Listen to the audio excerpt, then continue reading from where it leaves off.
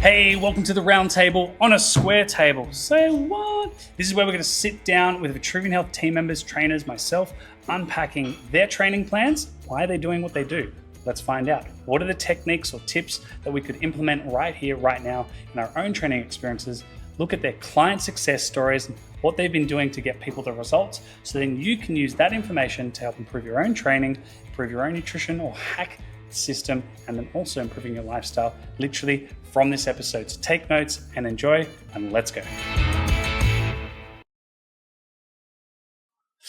Hey, welcome to this episode of Round the Table on a Square Table. We're going to here to talk to you today about why your program is failing you and why you should look at upgrading it. Yes, why is the reason, but what is the benefit to you and how can you implement this today? So this is an episode that's split into two because the first one is kind of the bread and butter that we use at Vitruvian Health, and it is an assessment.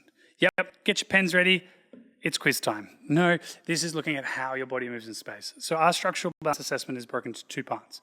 Think of structural balance as the base of a pyramid. If we can improve your stability and structure, so it's a greater base of stability, we're going to be able to peak performance. That's right.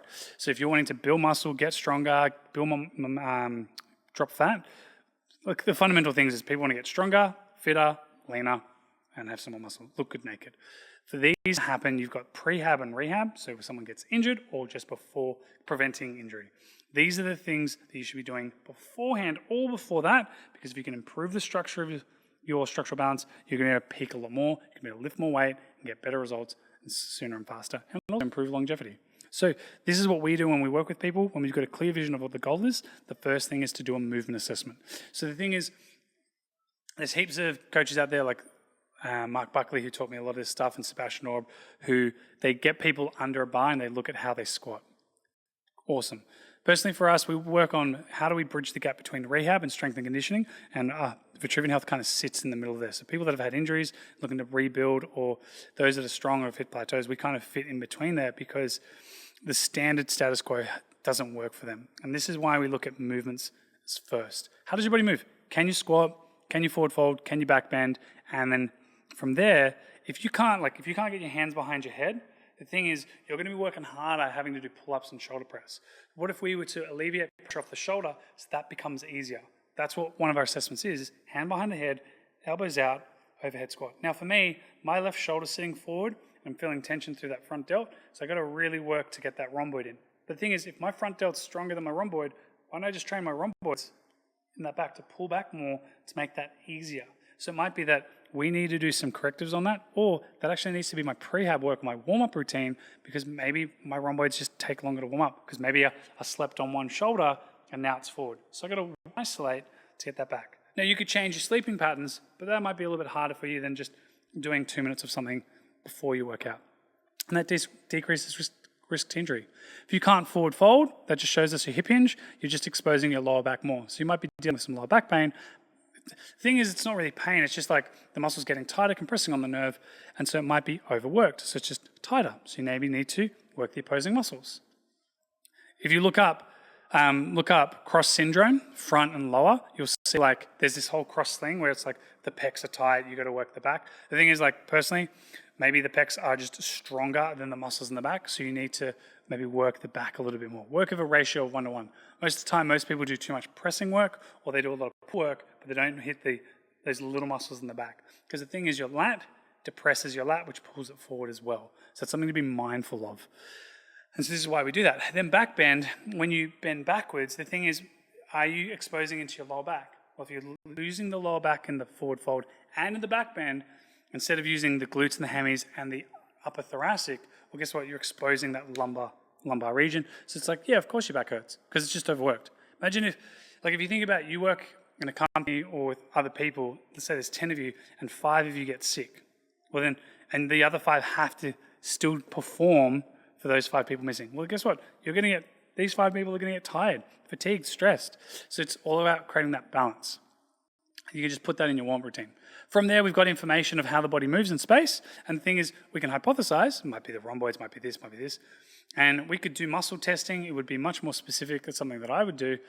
when I work with someone. But the thing is, we've got to look at mass population here, and that's something you can do straight away. So the thing is, if your arm's pulling forward, you could stretch the pecs or just engage the muscles in the back, because what that'll do is that'll start to lengthen those pec fibers or the muscles in the front, but you're not forcing it. You're not arm on the chest, forcing that stretch, because sometimes that stretch can compromise and weaken the muscle, which we don't want, because that's, again, where injuries can occur. You can stretch definitely at nighttime, but during the workout, not recommended, unless you're doing a stretch strengthen protocol. Comment for more on that one. So once we've got our information, we're then going to do a performance assessment. We're going to do a single leg clat test designed by Eric Klatt, who looked at a lot of elderly populations, wanting to know why were they having trips and falls. And the thing is, we've got people in their 30s that balance on one leg, and they struggle. They can't even, cool, guess what? You probably should balance on one leg. You could strengthen the muscles in your calves, your tibs, so many exercises you could do. The thing is, we want to see what is the weakest link. If you fall, like if you do this, it could mean there's a weakness in your QLs and obliques. So yes, your lower back's tight, but it's because we're working harder for these muscles that don't work. Fun fact, a lot of people that have tight lats actually comes from oblique. So you got to work your obliques more, because not a lot of people do rotational work through their obliques. They do the hovers, but they're not training it through rotation. So yeah, definitely could work some rotation. But again, you might not need that because you're perfectly fine. Balance on one leg, see what happens, arms out front, see where your body goes. If it's, you feel your foot shaken, you need to work on the muscles of the feet. Second performance test is the bird dog. So you can add unilateral balance. So can you reach your right arm forward on the knee in the kneeling position and your left leg back? And do you overarch, or can you stabilize your trunk as you reach? A lot of the time people arch, shows they have poor control here, so they're able to maintain that position. So imagine if you were deadlifting, you're picking the weight up, that might be you overextending through your back, and then you're like, my back hurts, because this can't stay locked down. Third performance assessment we do, again, if you can't get your arms over here, I don't recommend doing this one, but it is a passive hang test. So you grab onto a bar, passive hang level 1, level 2, scaps to press, level 3, bring your knees to your torso, level 4, L-sit. So it's being able to isometrically hold this, working on grip strength, or grip strength, and seeing if you can progress to an L-sit, that's level 4. And if you can do that, then you pull yourself up, isometric hold, because you can hold for 60 seconds with your grip, so you should be able to pull yourself up. Level 5, level 6, knees tucked in, level 7, legs out, level 8, straight arm hang. So definitely levels to that. I've never had anyone perform a level 8, because you would work through those levels to prepare you. I've had a few people go into level 5 into the pull-ups, which is pretty cool. But we've done over 18,000 of these so far, and I've only had like 2 people go into the pull-up series. Now, if you're an elite gymnast, then definitely that's their bread and butter. So definitely they can get themselves up. For Gen Pop, to bridge the gap between rehab and strength and conditioning, these are the things that we work on. So structural balance, we look at how your body moves, and then we challenge you a little bit with your own body weight. We're not putting any more external load on you. If you pass all that, great, let's start lifting, because if there's been no pain, no niggles, then we can start to work through movements. Because when it comes to training, the thing to understand is that there are a few factors. When you start training and you do a new program, day 1, if you feel pain on the movement, that exercise, if done correctly, doesn't work for your body right now. Change it. Don't grind it out. It just doesn't work for you today. Number 2, if you train, you feel fine, and then you work out and you feel pain the next day, you have a potential load or volume issue. So load typically happens after the next day, could be volume. So if you're doing 30 sets, say we train biceps for 30 sets, that'd be great. And then you're like, my biceps, oh my God, I'm in so much pain. Too much volume. So usually when you start, you should probably do a little less volume. So you kind of cross the I's, dot the T's. And then the next week, you add a bit more volume to that body part or to that exercise and see how that goes. So those are some things to be mindful of with training. If movement screening's all good and dusted, then you don't really need to worry about, that's the next thing to look at.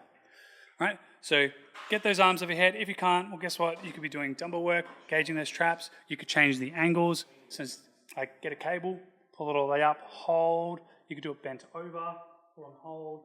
And there's some variables that you can implement with your plan. So definitely do a movement assessment, then test your performance. If you're like, but Karl, I want to do squat, bench, dead. Cool. The next step would be to do strength testing. I used to do that a long time ago. But the thing is, for a lot of people, just getting them moving, we had a lot of people that get sore after doing 2 to 3 correctives to improve that performance. So we just kind of start training and then we track their data and go from there. But if you want to do strength testing, see how your body moves. You could do pick any movement that you want: squat, bench, dead, front squat, bent over rows, pull-ups, dips, overhead shoulder press. Pick 2 movements, preferably ones that complement each other. So for example, if you wanted to do a press movement, do a pull movement. Do those 2 together, do like 10 reps with the bar, warm up, and then gradually go up by sets of 5, so 5 reps. Then do a set of 4, set of 3, 2, 1, and just keep going until you get to a weight you feel some resistance. Give yourself a 3-minute rest, and then do a 5 to 8 rep max test. Most people do single rep tests, but the thing is, you don't see if your technique breaks down, so you need to make a little adjustments to that, and off you go. So that's a strength test. Based off that, whatever you get, so hey, if you comment below and you go, hey Karl, I got 50 kilo shoulder press and I did a 50 kilo bent over row, I'll put that into our structural balance data pie chart, and it'll show us the percentages based off the numbers of what you should be able to lift, and then you just work off that. And the thing is, it's great because you can see any imbalances. I really enjoy it because a lot of the remedial lifts, which we have 3 external rotations, a lot of that should be nice and strong for a good, strong, healthy knee, shoulder, hip. A lot of people lack strength in those areas because we tend not to do them as much. So that is structural balance in its finest, and how you can work on getting more out of your own body and with your own training. So if you need help, comment below, and we'll send you some more videos on how we actually do the structural balance test and some more details to help you. Enjoy.